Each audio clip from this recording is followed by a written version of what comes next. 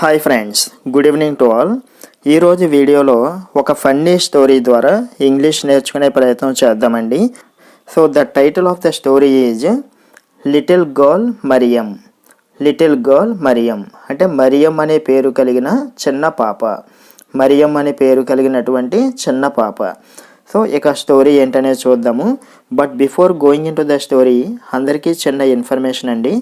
మీకు స్పోకెన్ ఇంగ్లీష్కి సంబంధించి కానీ ఆర్ రిటర్న్ ఇంగ్లీష్కి సంబంధించి కానీ ఆర్ కాంపిటేటివ్ ఎగ్జామ్స్లో వచ్చే కాంపిటేటివ్ ఇంగ్లీష్కి సంబంధించి కానీ ఎటువంటి డౌట్స్ ఉన్నా సరే ask me in the comment section. Definitely I will give you reply and clarify all your doubts. Okay, now let's begin our story.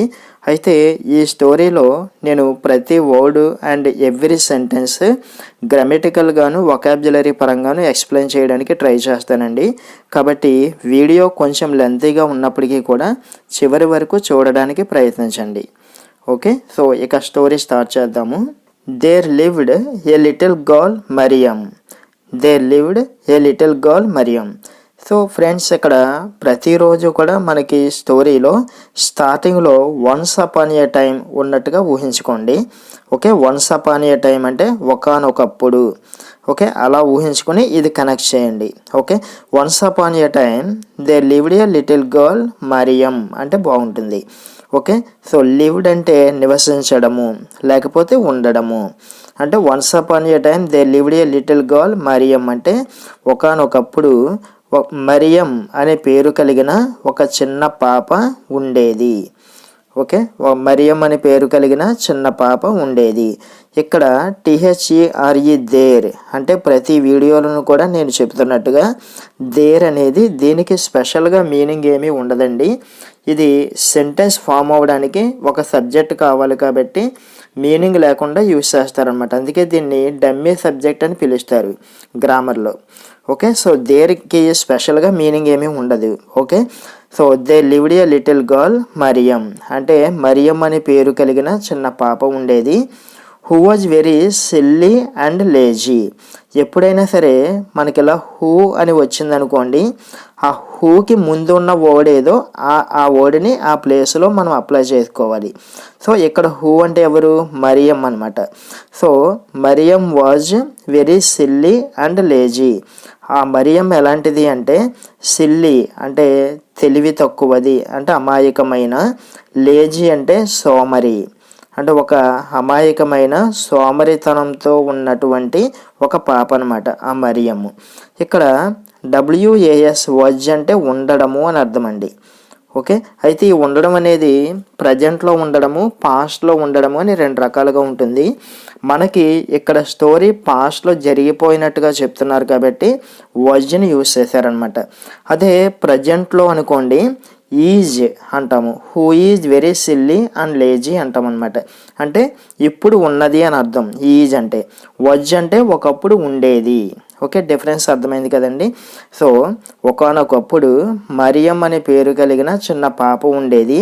ఆ పాప ఎలాంటిదై ఉండేది అంటే వెరీ సిల్లీ చాలా అమాయకంగా అండ్ లేజీ సోమరిగా ఉండేది. Often she used to wander hither and thither with no purpose. Often అంటే తరచుగా. ఆఫెన్ అంటే తరచుగా. She used to wander. Okay, wander అంటే తిరగడము. వ్యాండర్ అంటే తిరగడము. Okay, she used to wander. ఇక్కడ యూజ్డ్ టు అనే ఎక్స్ప్రెషన్ ఉంది కదా, ఇది చూడండి. యూజ్డ్ టు అంటే ఇది ఒక పాస్ట్ హ్యాబిచువల్ యాక్షన్ని ఇండికేట్ చేస్తుందండి. అంటే గతంలో అలా జరిగేది అని చెప్పడానికి వాడతాము. ఓకే, అంటే షీ యూజ్డ్ టు వ్యాండర్ ఆమె తిరుగుతూ ఉండేది అంటే గతంలో అలా జరిగేది అన్నమాట. ఓకే, యూజ్డ్ టుతో మరికొన్ని ఎగ్జాంపుల్స్ కావాలంటే I used to read books in my childhood అన్నామనుకోండి, అంటే నా చిన్నప్పుడు నేను బుక్స్ చదువుతూ ఉండేవాడిని. Okay, I used to play cricket in my childhood అంటే నేను నా చిన్నప్పుడు క్రికెట్ ఆడుతూ ఉండేవాడిని.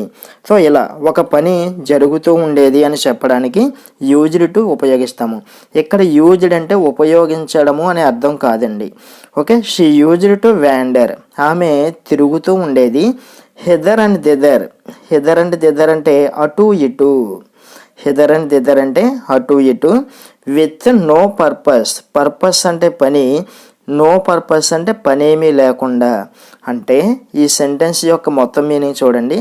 ఆఫెన్ తరచుగా ఆమె అటు ఇటు తిరుగుతూ ఉండేది. అంటే పనేమీ చేయకుండా, పనేమీ లేకుండానే ఊరికే అటు ఇటు తిరుగుతూ ఉండేదన్నమాట ఆ మరియం అనే అమ్మాయి. అయితే once as she went wandering she felt very thirsty. Once అంటే ఒకసారి, యాజ్ షీ వెంట్ వ్యాండరింగ్ ఇక్కడ కామా ఉండాలండి. As she went wandering okay, అంటే ఆమె అలా వెళ్ళి తిరుగుతూ ఉండగా, వెంట అంటే వెళ్ళడము, వ్యాండరింగ్ అంటే తిరగడము అనుకున్నాం కదా. ఒకసారి ఆమె అలా వెళ్ళి తిరుగుతూ ఉండగా, ఏఎస్ యాజ్ అంటే గా అని అర్థం చేసుకోవాలి. అలా తిరుగుతూ ఉండగా she felt very thirsty. Okay, thirsty అంటే దాహంగా ఉండడము. Okay, she felt very thirsty. Felt అంటే ఫీల్ అనే వెర్బ్కి పాస్ట్ ఫామ్ ఫెల్ట్ అండి.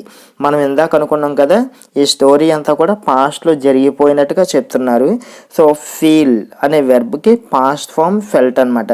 She felt very thirsty. ఆమె చాలా దాహంగా ఉన్నట్టుగా ఫీల్ అయింది. ఓకే, అలా తిరుగుతూ ఉండగా దాహంగా ఉన్నట్టుగా ఫీల్ అయింది. అప్పుడు she went to a pond nearby. Okay, అప్పుడు ఆమె ఏం చేసింది? She went to a pond. Pond అంటే కొలను లేదా చెరువు. నియర్ బై అంటే దగ్గరలో ఉన్న ఒక కొలను దగ్గరికి వెళ్ళి and quenched her thirst. Quenched అంటే తీర్చుకోవడము.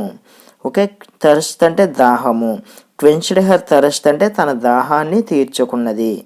ఓకే, ఒకసారి ఆమె అలా వెళ్ళి తిరుగుతూ ఉండగా చాలా దాహంగా ఉన్నట్టుగా ఫీల్ అయింది.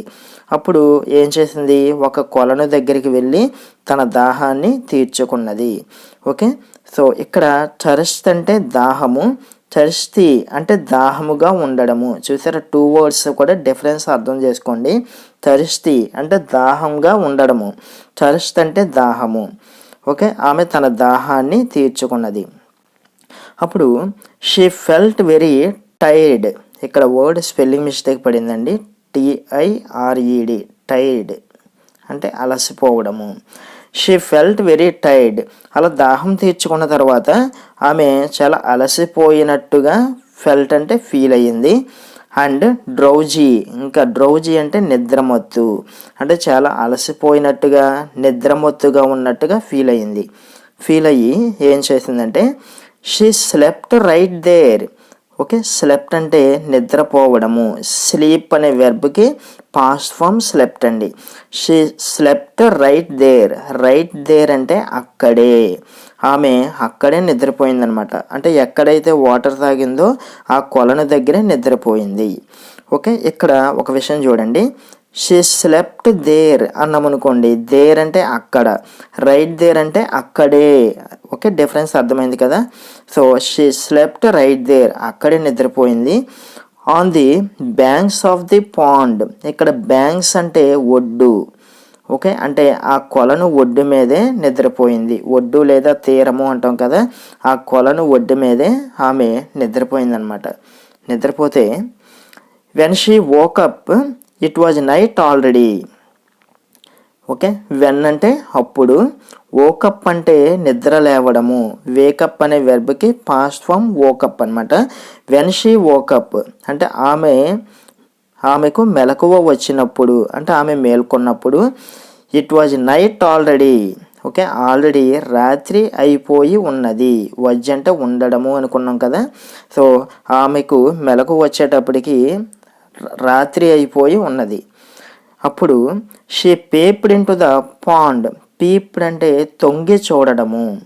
Okay, peeped into the pond అంటే అప్పుడు ఆమె లేచి ఏం చేసిందంటే ఆ కొలనులోకి తొంగి చూస్తే but could not see her reflection. Reflection అంటే ప్రతిబింబము. Could not see her reflection అంటే తన ప్రతిబింబాన్ని చూడలేకపోయింది. ఓకే, కుడ్ అంటే ఏదైనా ఒక పని చెయ్యగలగడాన్ని కుడ్ అంటామండి. ప్రజెంట్లో అయితే కెన్ అంటాం కదా, ఇది పాస్ట్ కాబట్టి కెన్కి పాస్ట్ ఫామ్ కుడ్ అనమాట. ఇప్పుడు చూడలేకపోయింది అని చెప్పాలనుకోండి, కెనాట్ సీ హెర్ రిఫ్లెక్షన్ అనాలి. ఇది పాస్ట్లో కాబట్టి could not see her reflection అంటే ఆమె తన ప్రతిబింబాన్ని చూడలేకపోయింది. అంటే ఆమె నిద్రపోవడానికన్నా ముందు వెలుతురు ఉండడం వల్ల నీళ్లు తాగేటప్పుడు తన ప్రతిబింబాన్ని చూసుకుంది వాటర్లో. కానీ నిద్ర మేల్కొన్న తర్వాత అప్పటికే అర్ధరాత్రి అయిపోవడం వల్ల ఆ కొలనులో చూస్తే తన ప్రతిబింబం కనిపించలేదన్నమాట. అప్పుడు she got a big doubt. Okay, got అంటే పొందడము, she got a big doubt అంటే ఆమెకు ఒక పెద్ద సందేహం వచ్చింది. ఏంటంటే am I really here or not, am I really here or not అంటే తనలో తాను అనుకుంటుంది. ఏమనుకుంటుంది? Am I really here or not. Here అంటే ఎక్కడ, అంటే నేను నిజంగా అసలు ఇక్కడ ఉన్నానా లేదా అన్న డౌట్ వచ్చిందనమాట. ఎందుకంటే కొలనులో తన ప్రతిబింబం కనిపించలేదు కదా, అందుకని నేను నిజంగా ఇక్కడ ఉన్నానా లేదా అని క్వశ్చన్ వేసుకుని well let me ask at my home. Okay, let me ask at my home అంటే నేను ఇంటి దగ్గర అడుగుతాను, మా ఇంటి దగ్గరే అడుగుతాను, అసలు నేను ఉన్నానో లేదో మా ఇంటి దగ్గరే అడుగుతాను అని అనుకున్నది. అప్పుడు ఏం చేసిందో చూడండి. She went home and found the door closed. Okay, అప్పుడు షీ వెంట్ హోమ్, వెంట్ అంటే వెళ్ళడము, షీ వెంట్ హోమ్ ఆమె తన ఇంటికి వెళ్ళింది. And found the door closed. ఇక్కడ ఫౌండ్ అంటే కనిపెట్టడము అని కాదండి, చూసింది అని అర్థం చేసుకోవాలన్నమాట. సో ఇంగ్లీష్ని ఎప్పుడు కూడా కాంటెక్స్ట్ని బట్టి అర్థం చేసుకోవాలండి, డైరెక్ట్గా డిక్షనరీ మీనింగ్స్ని మనం అప్లై చేయకూడదు. Okay, so found the door closed అంటే డోరు క్లోజ్ చేసి ఉండడాన్ని చూసింది ఇంటికి వెళ్ళి. అప్పుడు షీ కాల్డ్ అవుట్ అంటే గట్టిగా పిలిచిందనమాట. ఓకే, ఏముంది? Is Mariam in there. Okay, is Mariam in there అంటే మరియం లోపల ఉందా అని పిలిచింది, బయట నుంచి పిలిచింది అనమాట. మరియం లోపల ఉందా అని పిలిచింది. అప్పుడు ఏ స్లీపీ వాయిస్ రిప్లైడ్. లోపల ఎవరో ఉంటారు కదండి, ఆమె ఫ్యామిలీ మెంబర్స్, వాళ్ళలో ఏ స్లీపీ వాయిస్, స్లీపీ అంటే నిద్రలో ఉన్నటువంటి ఒక గొంతు, అంటే నిద్రలో ఉన్న వాళ్ళు మాట్లాడితే మత్తుగా ఉంటుంది కదండి వాయిస్, దాన్ని స్లీపీ వాయిస్ అంటారనమాట. ఏ స్లీపీ వాయిస్ రిప్లైడ్. అప్పుడు లోపల నుంచి ఒక నిద్రలో ఉన్న మనిషి యొక్క గొంతు సమాధానం వినిపించింది. ఏమని? Oh she must be in bed. Okay, ఆమె నిద్రపోయి ఉండాలి. ఇక్కడ బెడ్ అంటే మంచం మీద ఉండాలి అని కాకుండా నిద్రపోయి ఉంటుంది అని లోపల నుంచి ఎవరో నిద్రమత్తులో సమాధానం ఇచ్చారనమాట. అంటే బయట ఎవరో ఫ్రెండ్ పిలుస్తున్నారేమో మరియం కోసం, మరియం నిద్రపోయే ఉంటుంది కదా అన్న ఉద్దేశంతో ఆమె she must be in bed, నిద్రపోయి ఉంటుంది అని అన్నారు. అప్పుడు మరియం థాట్, ఆ సమాధానం విని మరియం థాట్ అంటే అనుకోవడము, మరియం అనుకుంది. ఏమనుకుంది? If Mariam is at home. If అంటే అయితే, if Mariam is at home అంటే మరియము ఇంట్లో ఉన్నట్లయితే, ఎట్ హోమ్ అంటే ఇంటి దగ్గర ఉన్నట్లయితే, ఐఎమ్ నాట్ మరియం, నేను మరియంని కాదన్నమాట. ఓకే, అంటే ఎంత సిల్లీగా ఉందో చూసారా. అందుకే స్టోరీ స్టార్టింగ్లో ఆమె ఒక సిల్లీ గర్ల్ అని చెప్పారనమాట. సో ఇక్కడ మరియం ఏమనుకుంటుంది? లోపల నుంచి మరియం నిద్రపోతుంది అని చెప్పారు, అంటే మరియం లోపలే ఉందన్నమాట. మరియం లోపల ఉందంటే నేను మరియంని కాదనమాట అని ఆ అమ్మాయి అనుకుంటుంది అనమాట. If Mariam is at home I'm not Mariam, Mariam లోపల ఉన్నట్లయితే నేను మరియంని కాదన్నమాట అని అనుకుని సేయింగ్ దిస్, సేయింగ్ అంటే అనుకోవడము, సేయింగ్ దిస్ ఇలా అనుకుంటూ షీ వెంట్ అవే, ఆమె అక్కడి నుంచి వెళ్ళిపోయింది. ఎక్కడికి వెళ్ళిపోయింది అనేది ఇంకా వేరే విషయం అండి. అంటే ఇది ఒక సరదాగా ఒక టైంపాస్ కోసం రాసినటువంటి చిన్న స్టోరీ అనమాట. ఈ స్టోరీ రియాలిటీ ఏంటనేది పక్కన పెడితే మనకి ఈ స్టోరీలో ఇంగ్లీష్ ఏం నేర్చుకోవచ్చు, కొత్త వర్డ్స్ ఏమున్నాయి, ఆ సెంటెన్స్ స్ట్రక్చర్స్ ఏమున్నాయి, ఈ పాయింట్ ఆఫ్ వ్యూలో మీరు చూడండి ఫ్రెండ్స్ ప్రతి స్టోరీని కూడా. సో ఇక్కడ ఒక కొటేషన్ ఉంది చూడండి. Shadows are not realities. Shadows అంటే నీడలు, ఆర్ నాట్ రియాలిటీస్, రియాలిటీస్ అంటే నిజాలు, అంటే నీడలు ఎప్పుడు నిజాలు కావు. అంటే మనం తెలుగులో ఎలా అనుకోవచ్చు అంటే కంటికి కనిపించేవన్నీ నిజాలు కాదు అంటారు కదా. సో దానికి ఈక్వల్ మీనింగ్ అనమాట.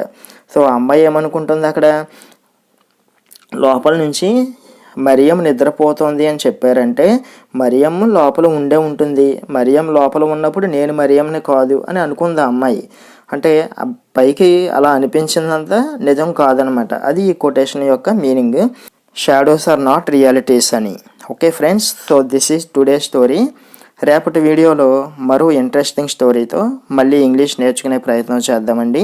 మీకు ఈ వీడియో నచ్చినట్లయితే తప్పకుండా లైక్ చేయండి, షేర్ చేయండి. And if you are watching our channel for the first time, please subscribe to our channel and activate the bell icon so that you will get notified whenever I upload a video. Thank you so much for watching.